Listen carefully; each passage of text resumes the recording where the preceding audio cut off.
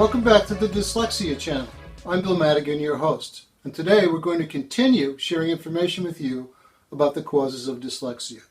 Specifically, we're going to talk about the phonological causes of dyslexia and what a dyslexic may be experiencing. Keep in mind there are phonological and cognitive causes of dyslexia. For more information about the cognitive causes of dyslexia, see video number 3 in this series, and I'll provide a link to that in the comments section below. So let's get started. I've always found it interesting that all human beings have the natural ability to learn how to speak any language just by being exposed to that language for a sufficient time. If you were to wake up in France one morning, you would eventually learn how to speak French just by being there.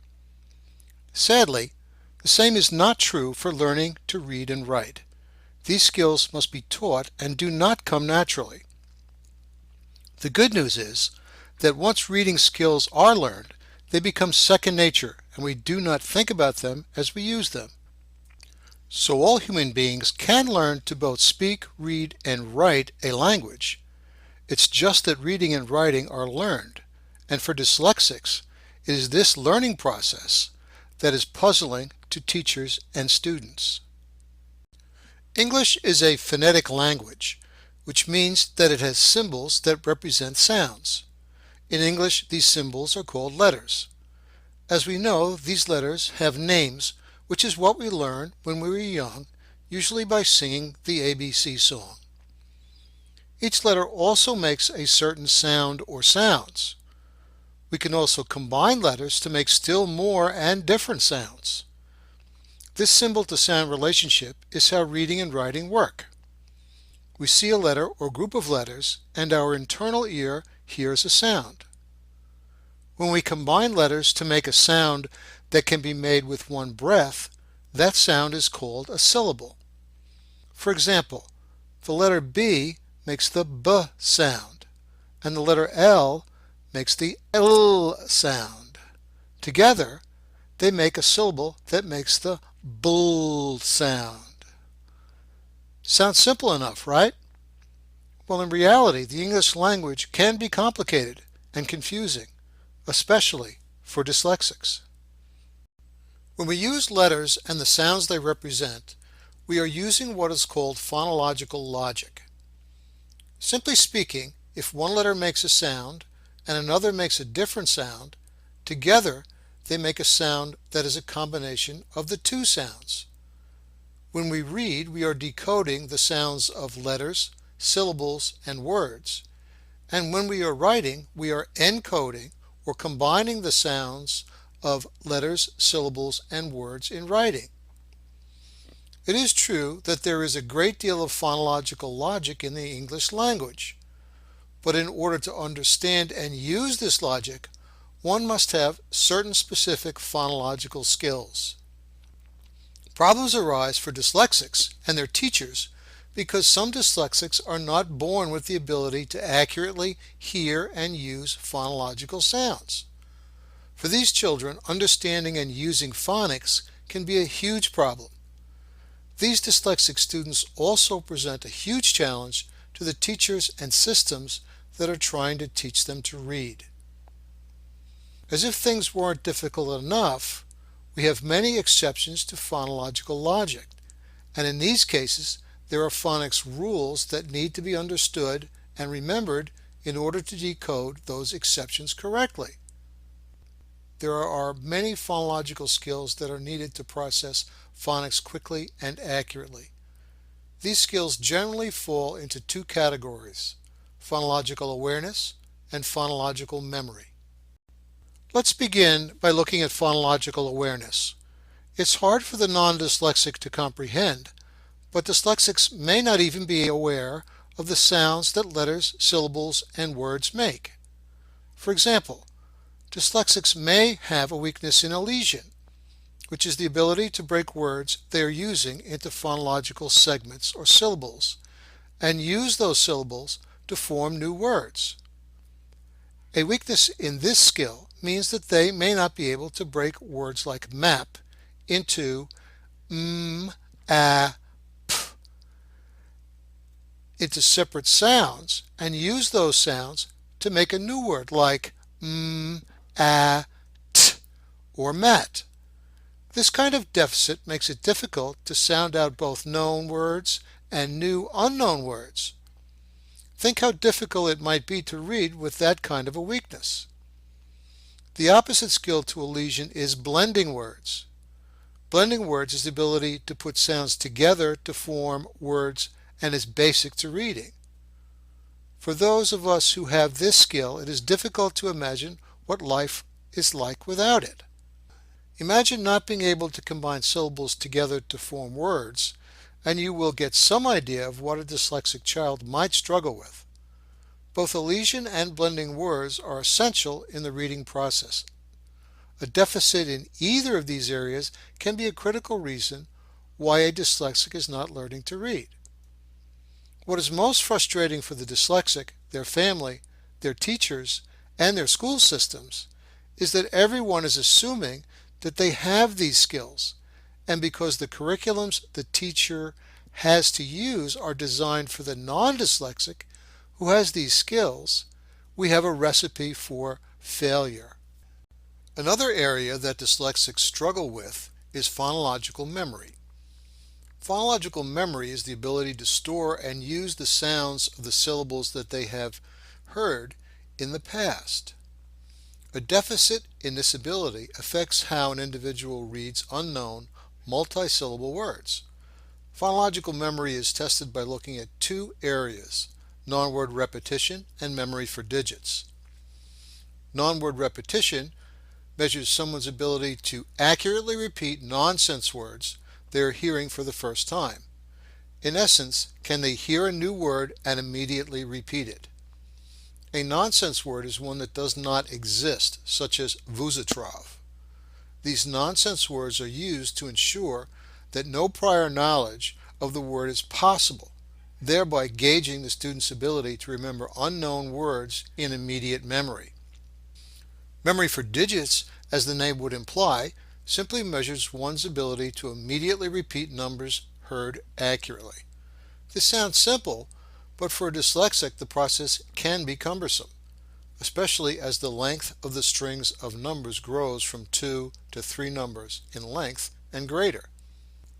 Memory for digits is an indicator of how quickly and accurately someone can draw the sounds of letters and syllables from memory.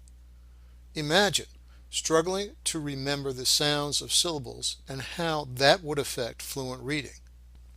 Together, these two tests and others measure someone's ability to store auditory information in memory for a short period of time.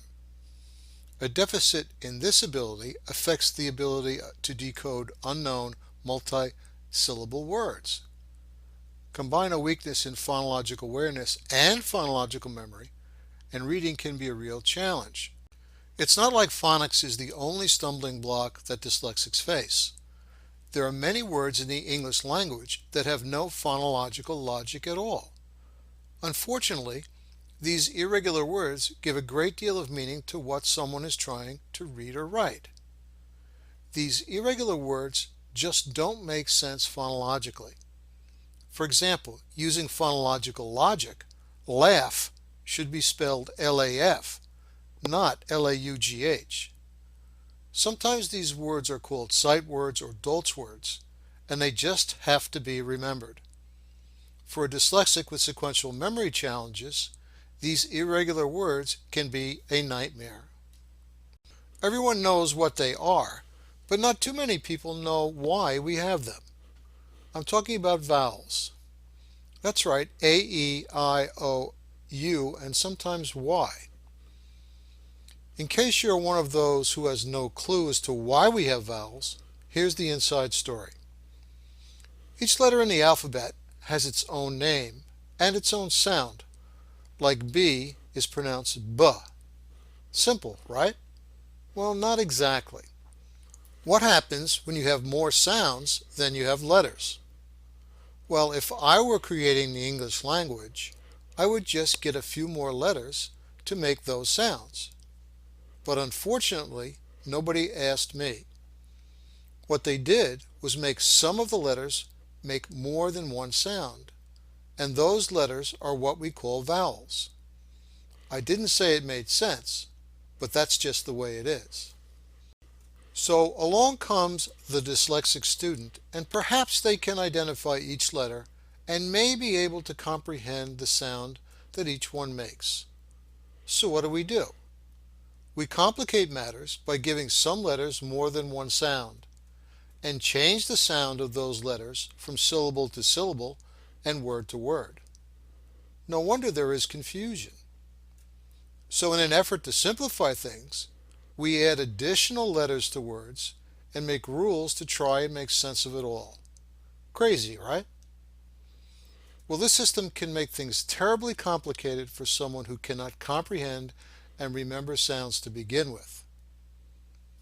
Let's take a simple word like mat. The letter M makes the M sound. The letter A makes the A sound. And the letter T makes the T sound.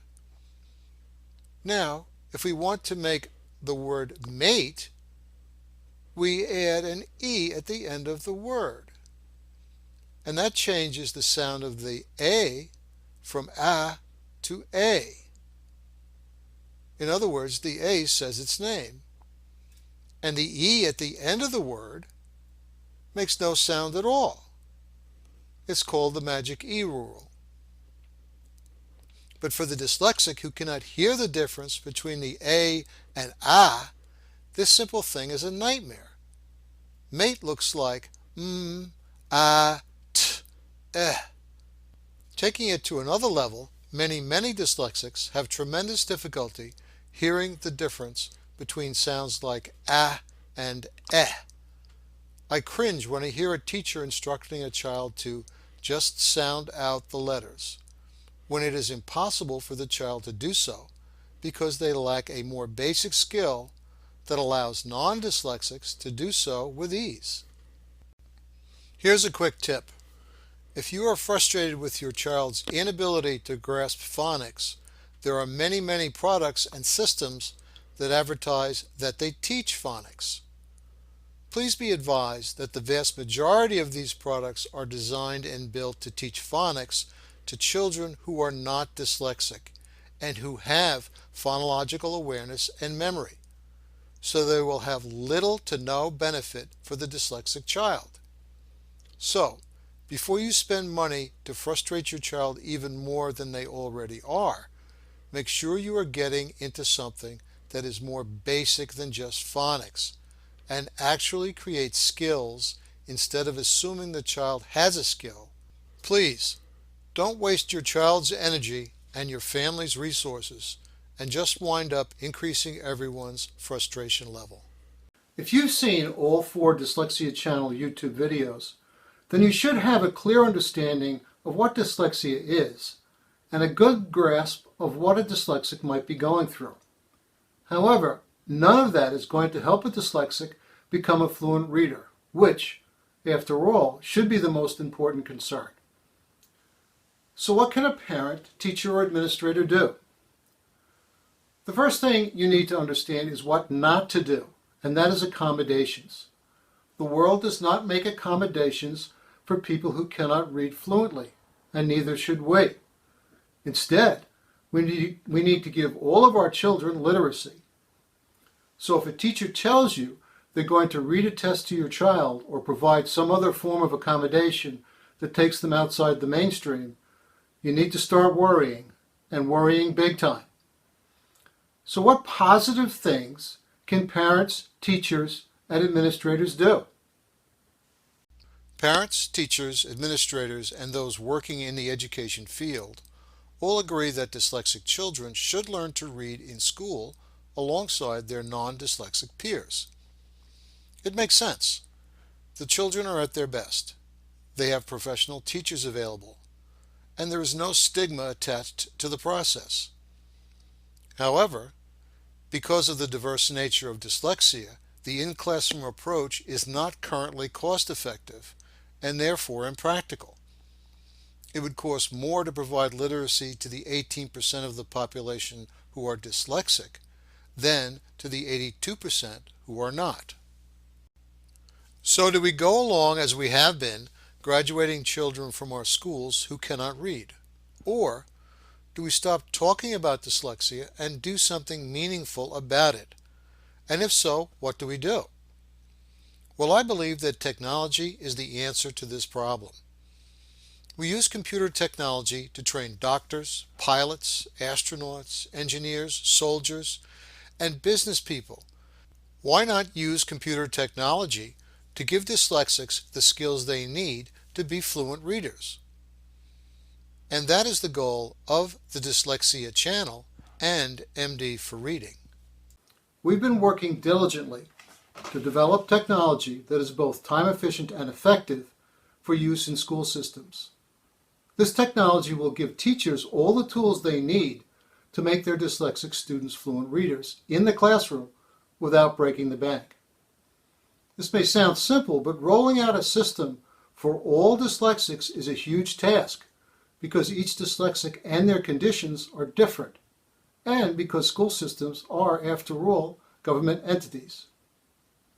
The good news is that we've made significant progress and plan to move a Phase 1 platform into schools as soon as COVID-19 subsides. If you'd like to learn how we achieve this and what you can do to help, stop by mdforreading.com and contact us. Also, keep an eye out for video 5 in this series. In it, we'll share all the secrets of helping a large population of struggling readers.